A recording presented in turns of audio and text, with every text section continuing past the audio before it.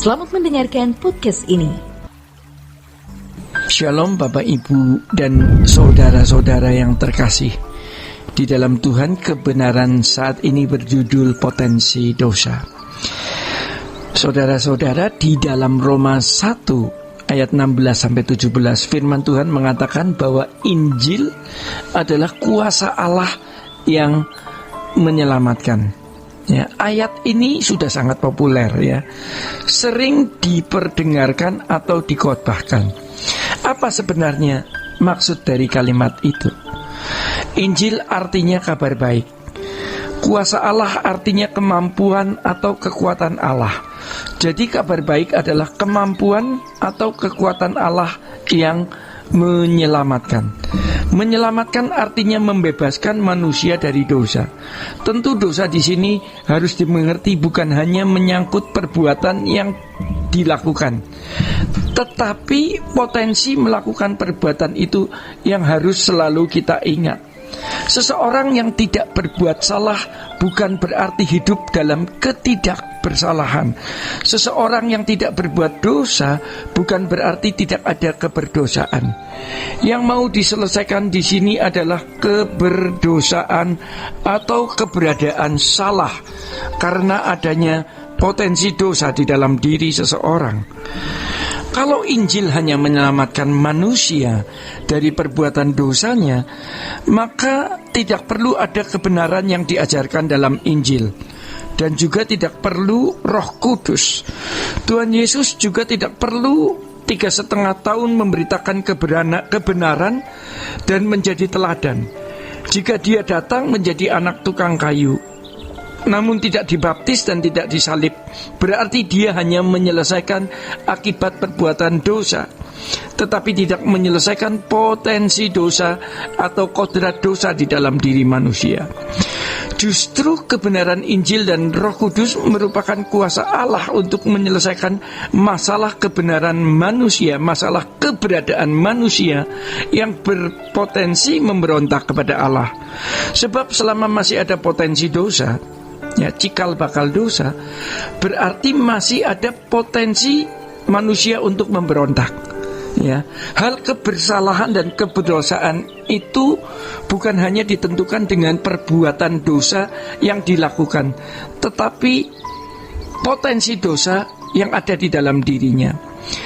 Jadi kalau kita mau masuk surga, apalagi menjadi anggota keluarga kerajaan Allah, kita harus menerima penggenapan Allah supaya potensi dosa di dalam diri kita dihancurkan. Inilah kabar baik itu ya. Kabar baik terkait dengan kuasa Allah yang menyelamatkan. Jadi jangan diisi dengan pengertian lain. Kabar baik adalah kuasa dari Allah yang bisa menyelesaikan masalah keberdosaan manusia. Bukan hanya menyelesaikan akibat perbuatan dosa, tetapi potensi dosa itu. Kata baik tentu harus diisi dengan pengertian yang benar. Dalam sejarah gereja sampai hari ini telah terjadi banyak penyimpangan terhadap pengertian Injil. Kata baik sering diartikan sebagai cara mudah untuk masuk surga.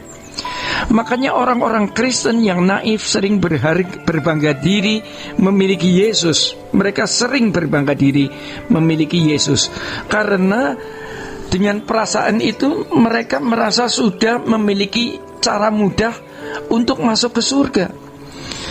Banyak orang Kristen naif ya, yang mencibir perbuatan baik lalu berkata, kamu berbuat baik apapun tidak akan selamat, karena keselamatan bukan karena perbuatan baik.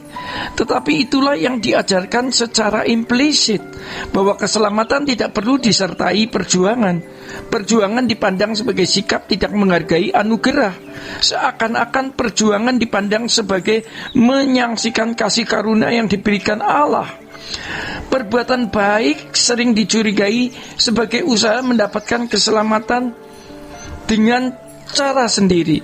Ya, dikesankan pula bahwa dalam anugerah manusia hanya menerima apa saja yang ditentukan oleh Allah. Bagi orang Kristen pada umumnya, Allah sudah menentukan mereka masuk surga. Tapi ironisnya, Pemikiran ini sudah terpola menjadi premis dan landasan berpikir yang kuat. Cara berpikir seperti ini dikaitkan dengan kabar baik sebagai cara mudah masuk surga tanpa perjuangan. Ini salah, ya. Kesalahan ini telah diwarisi dari tahun ke tahun, ya Bapak Ibu. Bahkan sebenarnya dari abad ke abad, sehingga telah membangun landasan berpikir atau premis bahwa keselamatan itu sudah otomatis dimiliki oleh orang Kristen yang hanya mengaku Yesus sebagai Tuhan dan Juru Selamat. Sejatinya ini adalah kemelesetan cara berpikir terbesar yang membuat banyak orang Kristen tidak pernah mengalami dan memiliki keselamatan. Sebab penyelesaiannya hanya penyelesaian akibat perbuatan dosa, tetapi tidak benar-benar menyelesaikan potensi dosa itu. Padahal Alkitab berkata, kerjakan keselamatanmu dengan takut dan gentar. Ironis, akibat dari salah pengertian terhadap kekristenan tersebut telah membuat kekristenan menjadi sekedar agama, bukan jalan hidup. Sekedar agama artinya kekristenan hanya diwarnai atau menekankan liturgi dan standar norma etika umum. Memang mereka tidak mengajarkan orang Kristen jadi jahat, tetapi tidak mengerti maksud tujuan keselamatan, yaitu agar manusia menjadi sempurna seperti Bapa atau serupa dengan Yesus. Lambat laun kekristenan seperti ini menjadi agama yang menjenuhkan, ya, dan ditinggalkan oleh para pengikutnya karena tidak ada pesona. Demikian Bapak, Ibu, dan saudara-saudara, kebenaran saat ini. Tuhan Yesus memberkati. Sola Gracia.